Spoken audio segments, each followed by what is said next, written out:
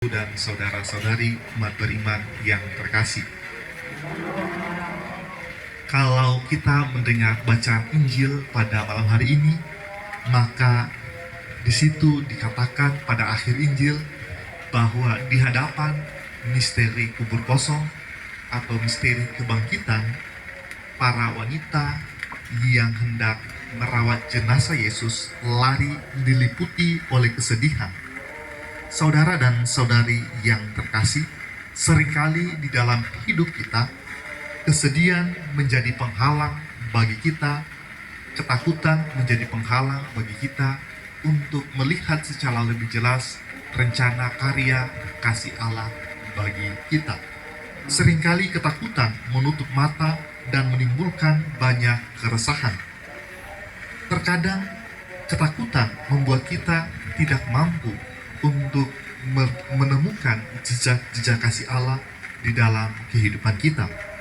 Tetapi sebagai orang beriman, bacaan Injil pada hari ini hendaknya mengajak kita untuk tidak menjadi seperti wanita-wanita di dalam kitab suci.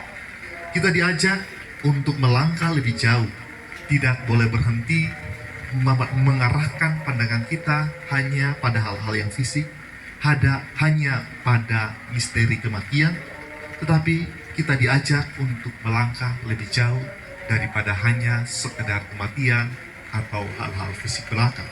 Karena jika kita berhenti hanya pada misteri kematian, hanya pada hal-hal yang nampak, maka kita akan menemukan Tuhan sebagai sosok yang jahat.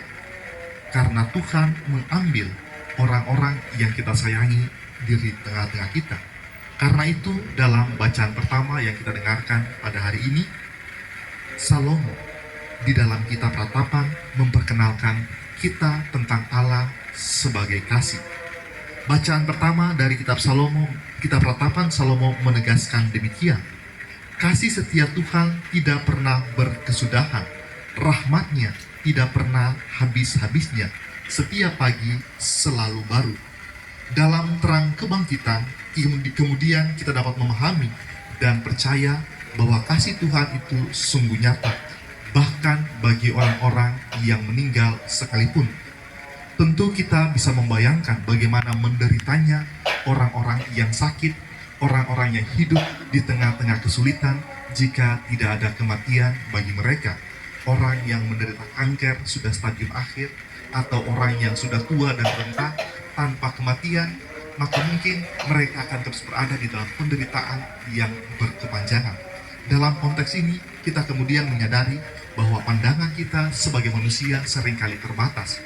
Karena keterbatasan itu seringkali rencana Allah yang baik bagi kita pandang sebagai hal yang buruk. Karena itu seringkali kematian kita anggap sebagai kehilangan.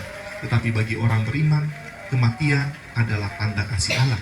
Karena hanya dengan kematian kita dapat berjumpa dengan Allah yang kita alami di sepanjang hidup kita. Karena itu di dalam gereja Katolik kita mengenal banyak peringatan Santo Santa. Kalau kita tahu bahwa peringatan Santo Santa itu dirayakan bukan pada hari kelahiran mereka, tetapi dirayakan atau dipestakan pada hari kematian mereka, mau menunjukkan kepada kita bahwa bagi kita yang masih hidup, kematian adalah kehilangan, tetapi bagi orang kudus, bagi gereja, bagi umat beriman, kematian adalah sebuah pesta kelahiran baru di surga, di mana kita ikut ambil bagian dalam kehidupan yang kekal. Saudara dan saudara yang terkasih, tentu pesiarahan bagi saudara terkasih kita, Bapak Yohanes Batista Suparmiji, telah selesai. Tetapi bagi kita sekalian yang masih melangkah, yang masih bersiarah di dunia, masih ada banyak PR yang senantiasa menyertai kita. Namun kiranya bacaan-bacaan yang kita dengarkan pada hari ini mau meneguhkan kepada kita bahwa entah di tengah-tengah kesenangan maupun kesulitan, Allah senantiasa menyertai kita. Dialah Emmanuel. Penyertaan Allah mungkin tidak serta-merta meluputkan kita dari segala kesulitan, tetapi penyertaan Allah memampukan kita untuk melangkah di tengah-tengah badai dan kesulitan. Saya tertarik dengan refleksi di balik sepasang lukisan tentang dua telapak kaki di tepi pantai. Bagi orang ateis, mereka seringkali menggambarkan gambar telapak kaki, hanya satu telapak kaki di tepi pantai itu sebagai sindiran bagi orang-orang beriman yang mengatakan bahwa Tuhan selalu menyertai mereka.